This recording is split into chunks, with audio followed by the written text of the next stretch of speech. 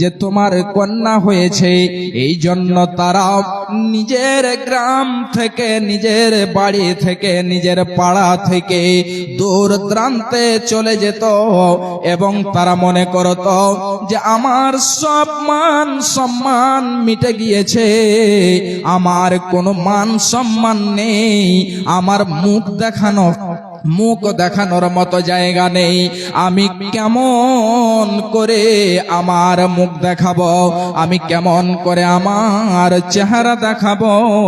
এই জন্য সে দূর দূর যেন পালিয়ে বেড়াতো।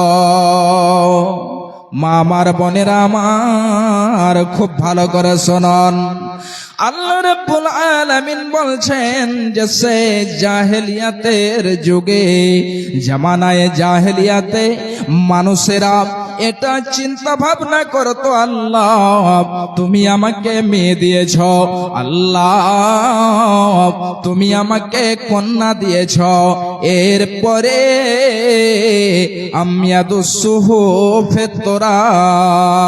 আমি তাকে জীবিত রাখব না আমি তাকে জীবিত মাটিতে দফন করে দেব। যখন তাদের মধ্যে মামার বোনেরা আমার খুব ভালো করে শুনুন, যখন তাদের মধ্যে এই সমস্ত খবর দেওয়া হতো, যার মেয়ে হতো ওই মেয়েকে জীবিত থাকতে দেওয়া হতো না, ওই মেয়েকে যেন মেরে দেওয়া হতো, জিন্দায় তাকে দফন করে দেওয়া হতো, জিন্দায় তাকে হত্যা করে দেওয়া হতো। ওই মেয়েকে পৃথিবীর যেন আনন্দ, পৃথিবীর মুখ তাকে দেখতে দেওয়া হতো না। খুব ভালো করে শুনুন, ইমাম বাগাবী রাহমাহুল্লাহ আলাইহি তিনি বলছেন, মামার বোনেরা আমার ভাইজানেরা খুব ভালো করে শুনুন।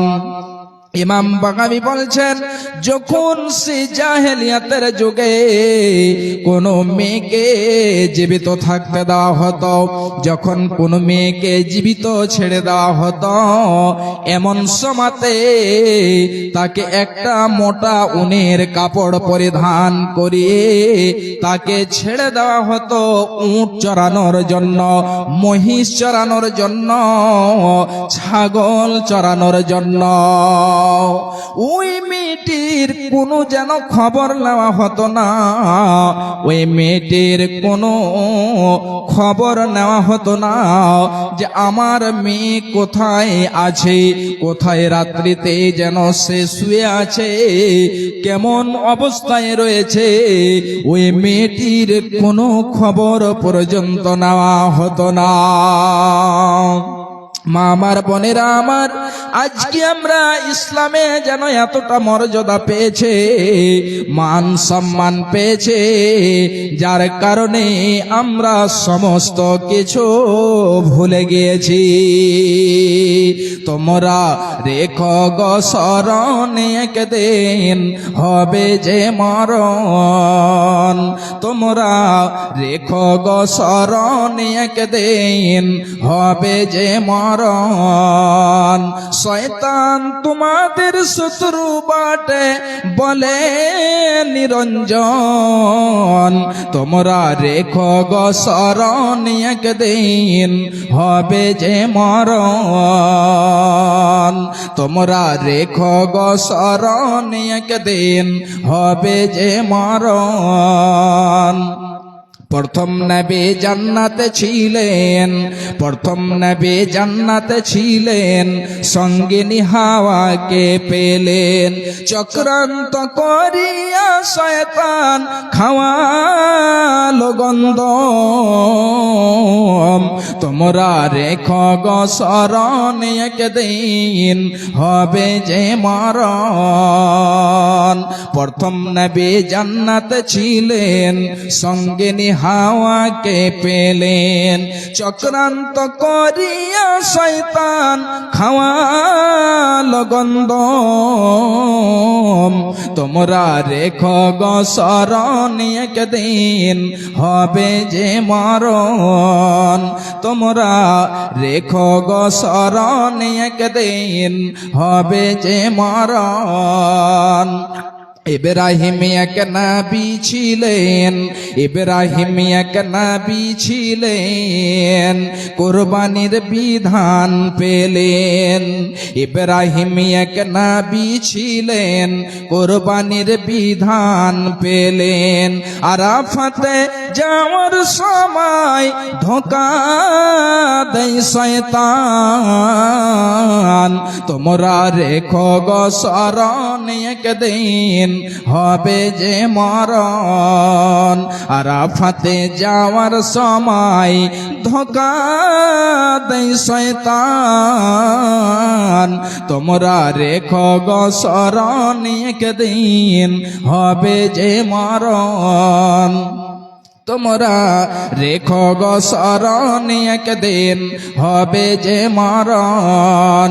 শয়তান তোমাদের শত্রু বটে বলে নিরঞ্জন। তোমরা রেখো গো শরণ, একদিন হবে যে মরণ। আরাফাতে হাজির হলেন, শয়তানকে পাথর মারলেন। আরাফাতে হাজির হলেন, শয়তানকে পাথর মারলেন। ইসমাইলের পরিবর্তে দুম্বা হইল কুরবান। তোমরা রেখো গো শরণ, একদিন হবে যে মরণ। ইসমাইলের পরিবর্তে দুম্বা হইল কুরবান। তোমরা রেখো গো শরণ, একদিন হবে যে মরণ। শয়তান তোমাদের শত্রু বটে বলে নিরঞ্জন। তোমরা রেখো গো শরণ, একদিন হবে যে মরণ। ভাইজান বাপজান আমার, আজকে আমরা দিনকে ভুলে গিয়েছি। মা আমার, বোনেরা আমার, খুব ভালো করে শুনুন।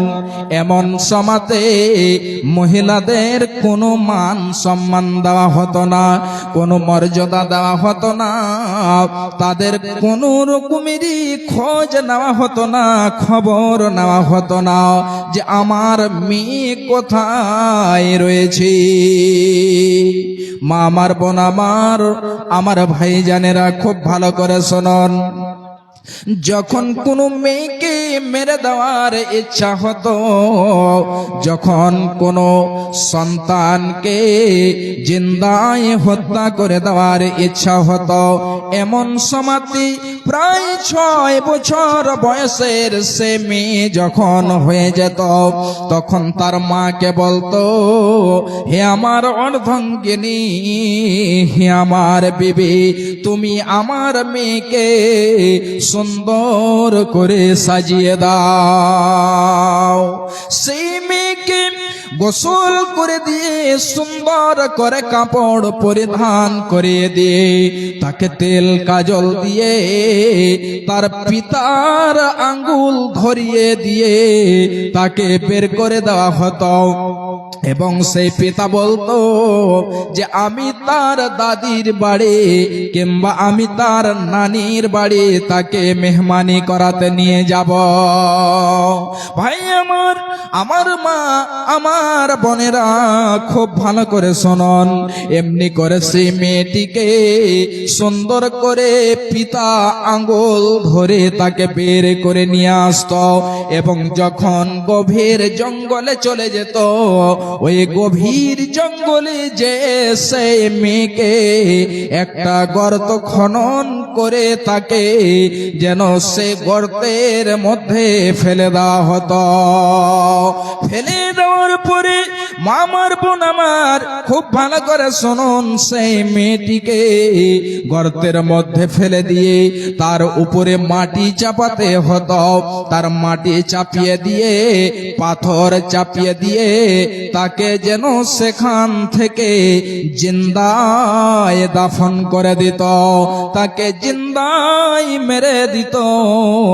এমন সমাতে আহাইরে মেয়ে সে যেন কান্না করে উঠত, হে আমার আব্বাজান, হে আমার পিতা, আমার কোন এমন দোষ রয়েছে, আমি কোন এমন গুনাহ করেছি?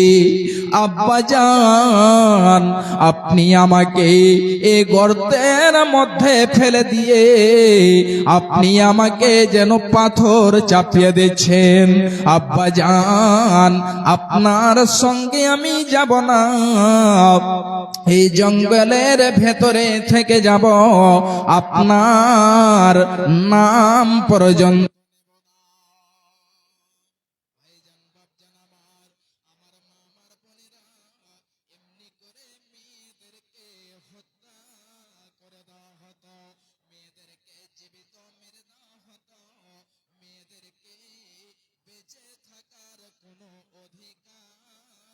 ছিল না। মামার বোনেরা আমার, এত মান, এত সম্মান, এত মর্যাদা ইসলাম আপনাকে দিয়েছে। আল্লাহ রাব্বুল আলামিন আয়াত নাযিল করলেন যে হে আমার নবী, আপনি পৃথিবীর মানুষদেরকে বলে দেন, আপনি তাদেরকে বলে দেন যে তোমরা তোমাদের মেয়েদেরকে, তোমাদের সন্তানদেরকে জীবিত রিজকের ভয়ে হত্যা করবে না। যদি আমার মেয়ে থাকে, যদি আমার ছেলে থাকে, তাহলে আমার সেই মেয়েকে খেতে দিতে হবে, পড়তে দিতে হবে, তাকে থাকতে দিতে হবে, আমাকে সমস্ত কিছু ব্যবস্থা করে নিয়ে দিতে হবে। এই জন্য এই তোমাদের ছেলে মেয়েদেরকে কতল করে দিও না। আমার বোনেরা আমার, আমার ভাই জানেরা, এবারে বিশ্বনবী আমার সাহাবীদেরকে বললেন, হে আমার সাহাবীরা শুনো, ইন্নাল্লাহা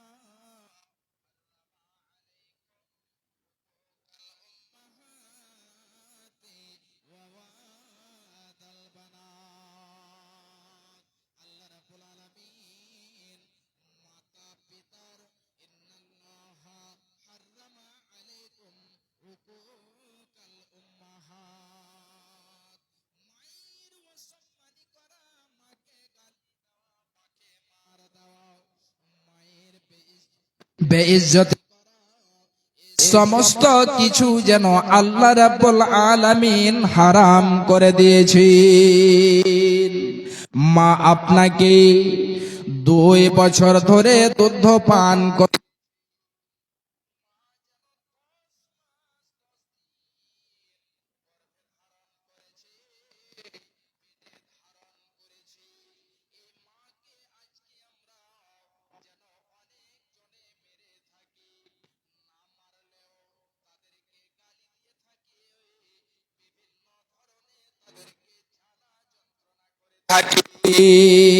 ভাইজান আমার, আমার মা, আমার বোনেরা খুব ভালো করে শুনে রাখুন, এই মায়ের এত সম্মান, এত মর্যাদা আপনার জন্য, মা এতটা কষ্ট করেছি।